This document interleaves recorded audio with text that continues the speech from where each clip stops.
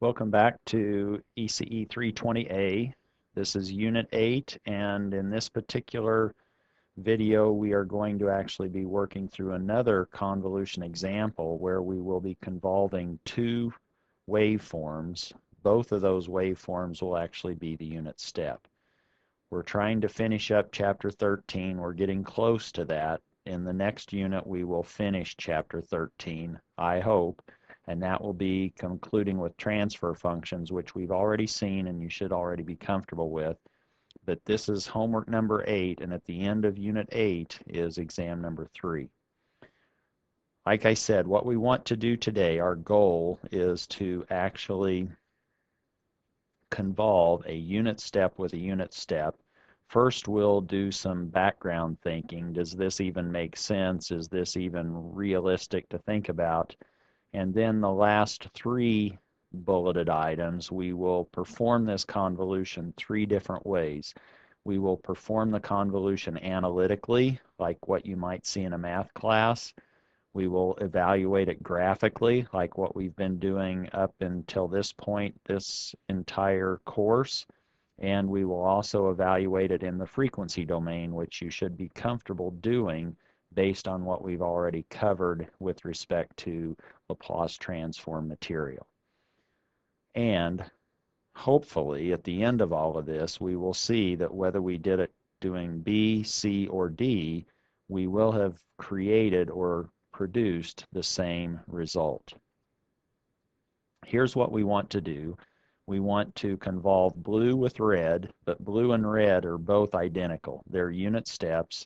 They turn on at time t equals 0, and that was supposed to be a blue line. And then they go on forever. That's what we want to do. And here's some thinking behind that. What is actually going on physically when we convolve one unit step with another unit step? Does this make sense? Is it realistic? Or is there a system that we can think of or that we can create that might actually have as its impulse response the unit step? Is it possible for a system to have this as its unit step? 1 when t is greater than or equal to 0, and 0 for all negative values of time. Is that a realistic, or does that correspond to a realistic system? What's your answer? Can you think of a system which, when excited with an impulse, that's now what? We're hitting this system with an impulse, and then we watch and see what happens. And we want u of t to actually become 1 and stay 1 forever. And what might produce such a result? What do you think? What's your answer? Well, the answer is, in fact, yes. We can create a system. We can build a system that has an impulse response such that it's 1 for non-negative values of time and it's 0 for all negative values of time. So if that's not coming to you mentally, let's examine what would happen if our system was actually an integrator, a pure integrator, no gains, nothing else involved. So here is the block diagram in the time domain of what we're trying to use as this system that might give rise to an impulse response that's a unit step. We're simply putting in x of t as our input, we're integrating that and producing an output y of t. That's our system. What's the impulse response of that if, yes, what is the impulse response of such a system? Or what is the output y of t when the input x of t is the impulse function? Again, we're distinguishing between the impulse function, which is our input, and the impulse response, which is the output of our system when we apply as an input the impulse function. So what happens if our system is an integrator and we apply an impulse waveform to that integrator? This is what we have.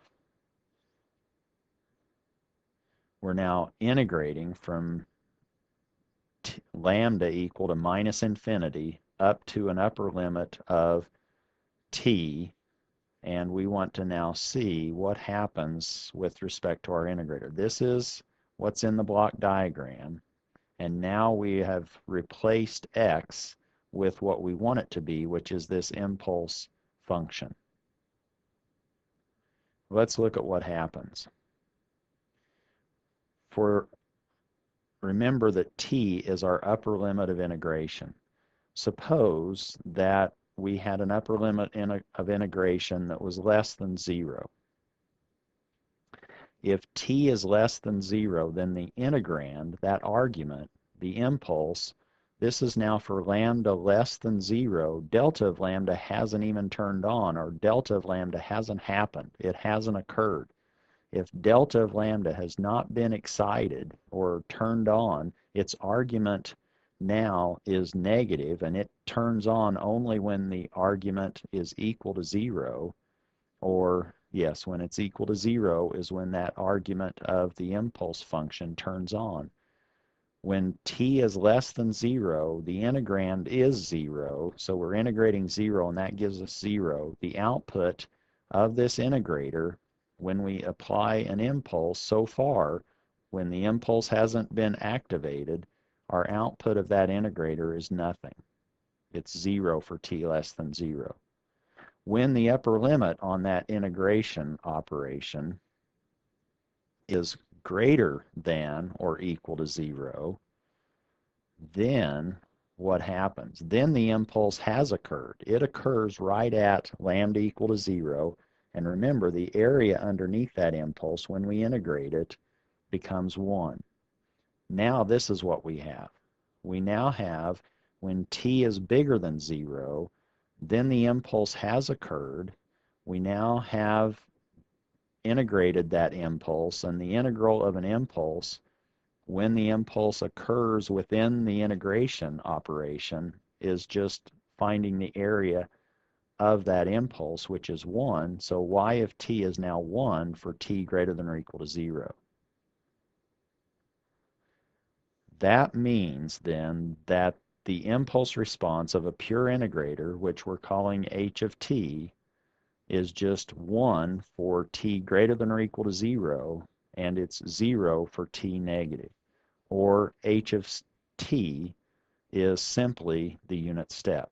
So in fact, we can have a physically realizable system that produces as its impulse response a unit step. And that physical system is a pure integrator. If we can build an integrator, which we can do with an op-amp-based circuit, we can then generate a impulse response that's equivalent, that is equal to the unit step. That's the background. So it is physical. It does make physical sense to think about this. Now what we want to do is really we're wanting to apply a constant to a pure integrator. Let's do that analytically. This is now part B of this lecture. So now we're convolving. That's what this symbol is supposed to be representing. This is the convolution. We now want to convolve in the time domain a unit step with another unit step, and you can think of one of those unit steps as being the impulse response of an integrator, and the other is the constant value of 1 for t greater than or equal to 0. So now we're convolving a unit step with a unit step. One of those is u of lambda. Let's call that the impulse response. And the other one is our input to this integrator, which is u of t minus lambda. We have to flip and slide one of those and keep the other one as it naturally occurs. So in this particular expression, let's now examine what's going to happen. In this particular integral, we see that u of lambda is equal to 1 for lambda greater than or equal to 0. And lambda now, remember, lambda is our variable of integration. So lambda is going from minus infinity up to plus infinity. Now, and realize that u of lambda is 1 for non-negative values of lambda and 0 when the argument is negative. So let's just break this top integration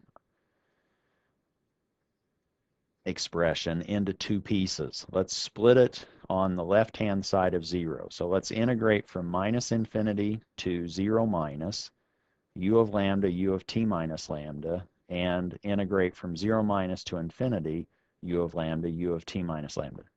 These two formulas are equivalent. We're simply splitting this integration into two pieces. But this now helps us, I hope, break down the integrand into the two different parts that u of lambda actually possesses. In this particular first integral expression, u of lambda is actually equal to 0 when lambda is negative. Over here, u of lambda is equal to 1.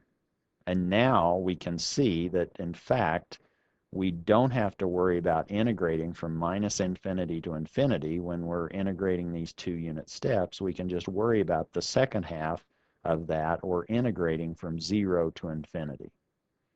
Let's see if we can now talk our way through that, or just write that down. So the lower limit of integration can be set equal to 0 without changing anything relative to the result of that computation. And after we've changed this integration, so again, this is lambda is equal to 0 minus. This is now when lambda is equal to negative infinity up to 0 minus. We can also say that in this integration expression, u of lambda in blue is now can be replaced with a value of 1. It's equal to 1. So now we've rewritten our original integration expression from minus infinity to infinity with 2 u of lambdas in the integrand. Now we've removed one of those u's, one of those unit steps, and we've changed the lower limit of integration to 0, but we haven't modified what is in fact really going on. So this is now an equivalent expression for the integration. But now let's sort of do the same thinking with the second unit step. Now let's look at u of t minus lambda. And u of t minus lambda turns on or equals 1 when the integrand is non-negative, or when t minus lambda is greater than 0. That's what I'm saying here. And it equals 0 when t minus lambda is less than 0.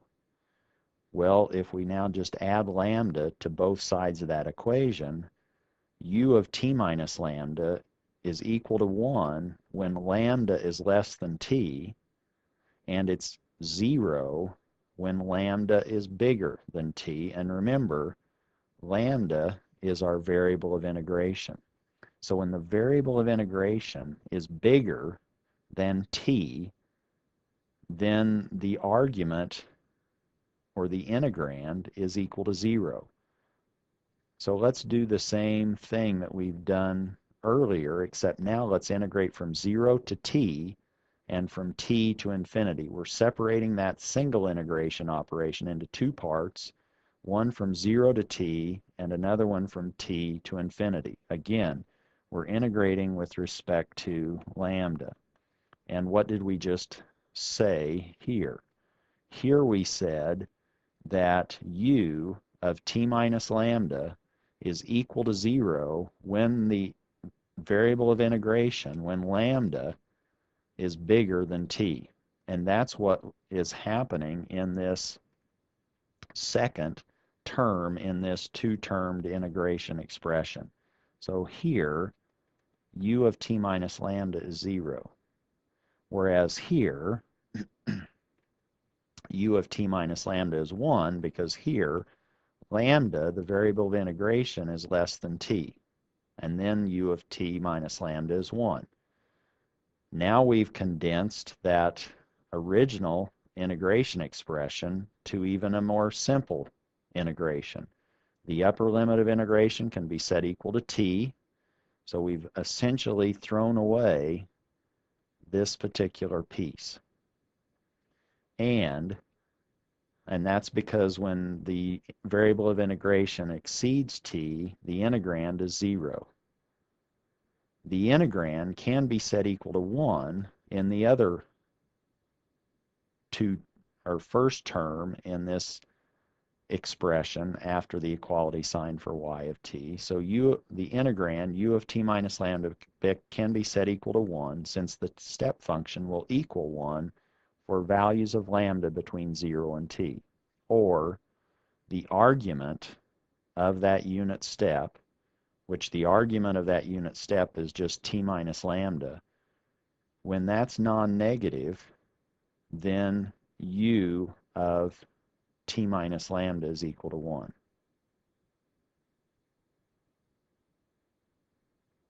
So when lambda is less than t, then the integrand, u of t minus lambda, can be replaced with 1, and that's what we're saying here. Now we've boiled all of that down to y of t is the integral from 0 to t d lambda. Well, that's simply lambda evaluated from 0, the lower limit, up to the upper limit, t, and that now just becomes t. So now we have a unit ramp when we convolve a unit step with a unit step, and that should make sense because our impulse response is a unit step. If we hit it with a unit step, now we're basically integrating a constant for all time t greater than 0, and that's going to just say, oh, you're integrating 1 from 0 to t. That's now going to give you t. So y of t is equal to t for t greater than or equal to 0, and that's what we can conclude by performing this convolution analytically. Let's now look at the convolution graphically, or using the strategies that we've been doing earlier in this class, and in particular in this unit, Unit 8. Again, we have 2 unit steps. We have u of lambda, and that's the red one, so let's now flip and slide that one. U of lambda is just 1 for non-negative values of lambda. If we flip it about the vertical lambda equals 0 axis, then we get this. If we now shift it or get it ready to be slid by the variable t, then we have something like that. So u of t minus lambda has 1 for its value for values from minus infinity for lambdas way back at minus infinity up to lambda's equal to t, it will have a value of 1. U of lambda in blue is now 1 beyond lambda equal to 0. Let's now let's now convolve these 2 unit steps, and now that we have the integrands, we have u of lambda and we have u of t minus lambda, we can start to look for and find these unique overlap patterns. What's our first pattern? Well, our first pattern is when we do not have any overlap. Again, let's always just quickly write down what u of lambda is. That's right here, or sketch what that is. And the first pattern is no overlap, which means that we now have u of t minus lambda doing this. And u of lambda is here, and our intervals of support do not overlap, and this pattern occurs as long as t is less than 0. And when t this rightmost endpoint of u of t minus lambda, as long as that stays less than 0, then the product of u of lambda with u of t minus lambda is equal to 0, and we now have y of t is equal to 0 when t is less than 0. Our next overlap pattern is really a partial overlap. Again, we have u of lambda, and I just for illustration purposes will go ahead and make maybe u of t minus lambda a little different, in amplitude. It's supposed to be now in red. It has an amplitude of 1, and now we want to know what do we look at, or when does this particular overlap pattern exist. This is going to be true as long as t, the right side of u of t minus lambda, has slid to the right of lambda equal to 0. This pattern now occurs as long as t is greater than or equal to 0. Under this pattern, what is our y of t expression? Y of t now is going to be 1 times 1. We have blue times red, and their functional values are 1, d lambda. We now want to find the limits of integration, and we can find that by simply identifying the support interval where the blue hash and the red hash are crosshatched. So that occurs between lambda equaling 0 up to lambda equal to t. Or this is now the integral d lambda of 0 to t. That's easy to integrate. That's probably one of your first integration problems that you had to integrate.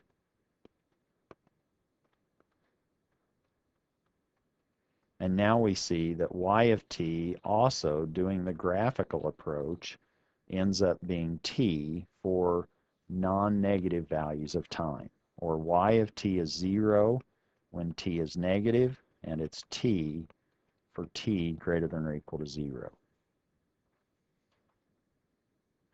That's the second way of evaluating this unit step convolved with a unit step.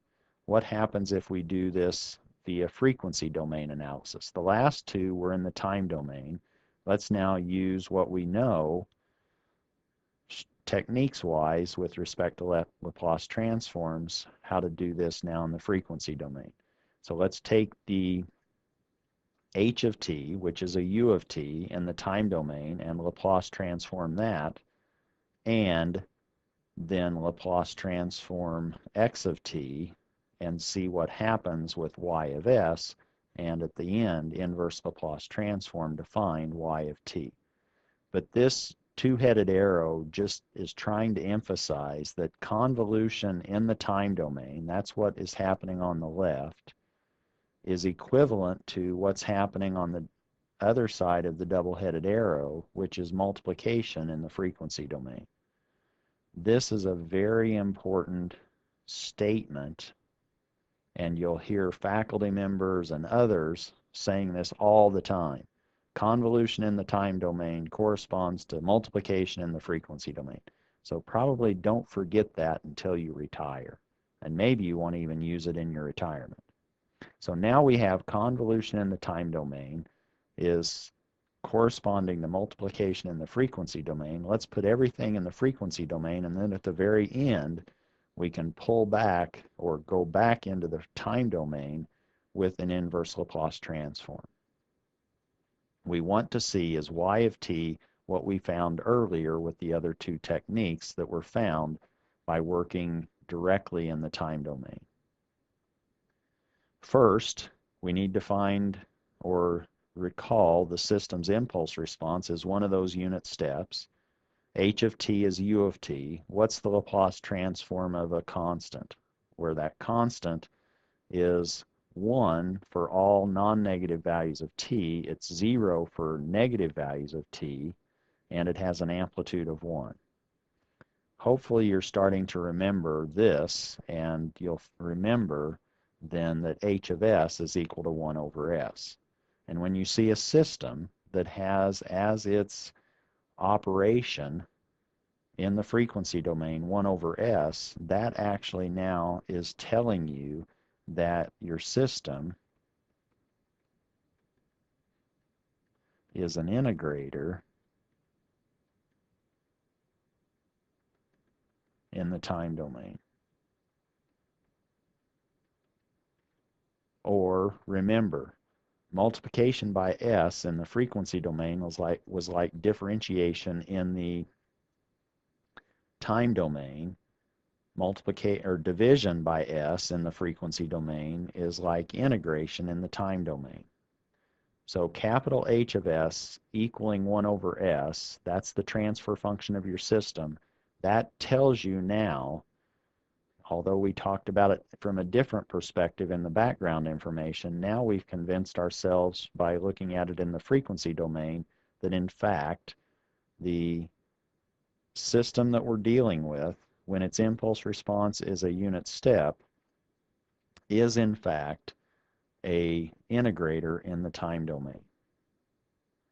Now let's look at our input waveform being a constant, where that constant is turning on at time t equals 0. Well, the Laplace transform of a unit step shouldn't have changed from the blue to the red.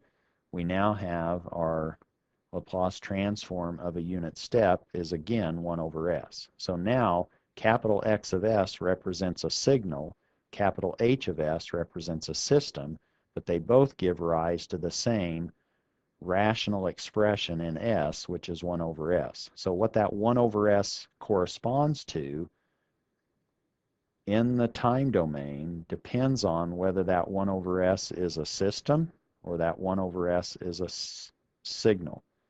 This now in this second row is saying that our input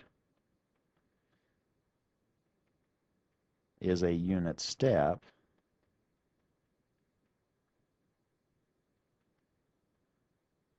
in the time domain. And whether or not 1 over s is a signal or 1 over s is a system, obviously you have to know a little bit more information than somebody just handing you a 1 over s. If somebody gives you a 1 over s, you might say, is this an operation in the time domain or is it a signal in the time domain? If it's an operation, then it's an integration. If it's a signal, it's a unit step.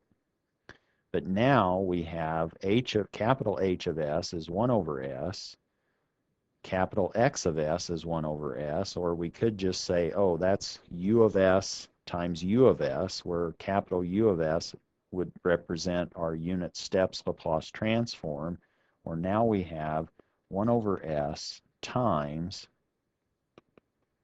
a 1 over s. We just multiply these out, and now we can see that y of s is actually numerator 1 and denominator s squared. We want to find little y of t, the time domain waveform associated with 1 over s squared. So now we need to go into our tables and find what is the inverse Laplace transform of 1 over s.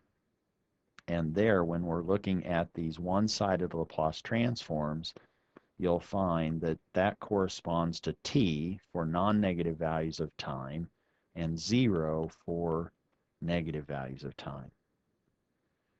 And now the frequency domain way of convolving a unit step with a unit step gives us exactly the same answer that we found in the time domain, either graphically or analytically. So these three analysis methods, actually did give rise to the same result, and that should make you feel all warm and fuzzy.